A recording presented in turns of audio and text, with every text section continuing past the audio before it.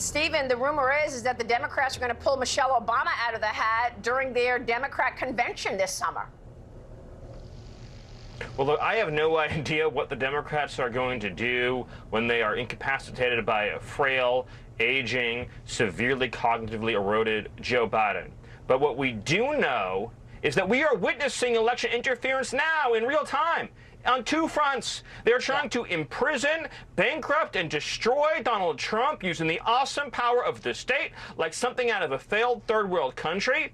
Wow. And they're leaving our border wide open to import a new generation of voters that they believe will be more favorable to big government and top-down control. That's their plan. What's up, everybody? Major Retired Richard Ojeda here, and Stephen Miller joined Carrie Lake and Maria Bartiromo on Fox recently to spread lies and disinformation.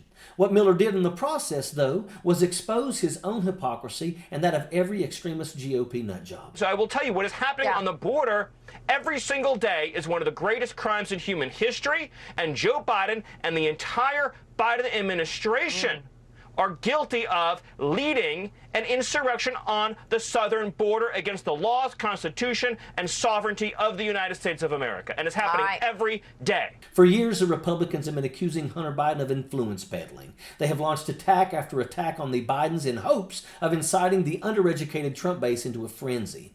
James Comer, Marge the Trainwreck Green, and Stephen Miller have been key players making these allegations. They have raised a tremendous stink about the Biden family, but have to this day failed to deliver one piece of evidence to back up their outrageous claims. So if you want to see hypocrisy in action, know this about Stephen Miller.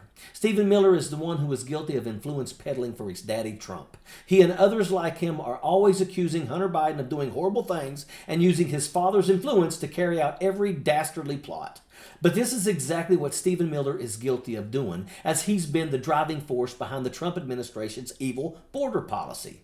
You have to take into account that Donald Trump could barely understand his own administration's immigration agenda. He left Miller to define what should happen at the southern border. Everything that is wrong with this country today, the people opposing Donald J. Trump are responsible for. Trump took Miller with him to the White House, made him a key architect of the travel ban. When the ban was blocked by the courts, it was Miller who went before the cameras. Our opponents, the media, and the whole world will soon see, as we begin to take further actions, that the powers of the president to protect our country are very substantial and will not be questioned. Miller grew up in a Democratic household, but he ventured to the dark side in college, gaining notoriety for his extreme conservative views, especially on immigration. He got a lot of attention after the 2016 rally in Phoenix, where Donald Trump delivered a policy speech on immigration. Miller wrote that speech. It was full of racist fear-mongering, but it was the blueprint of what the Trump regime was going to establish once in power. In editorials and on conservative talk radio, Miller railed against what he saw as political correctness. Classmates and counselors say he was particularly incensed at hearing Spanish being spoken. He seemed to feel that the growth of the country's diversity was the downfall of the country. I mean, he really did believe that. Donald Trump received a lot of praise for the speech, and many actually thought that he wrote it, but we all know the difference of what Donald Trump says when he stays on script as opposed to when he ventures off script. He's a bumbling moron. Stephen Miller and Donald Trump have been like a tag team duo of destruction, kind of like Pinky and the Brain characters hell-bent on world domination. The sad part about this is that the undereducated Trump base can't see through the charade. Donald Trump has always been too stupid and impulsive to focus on a topic longer than 7 seconds. He sure as hell couldn't mastermind a plan to vilify people seeking asylum as criminals and rapists on his own. He needed help from Miller.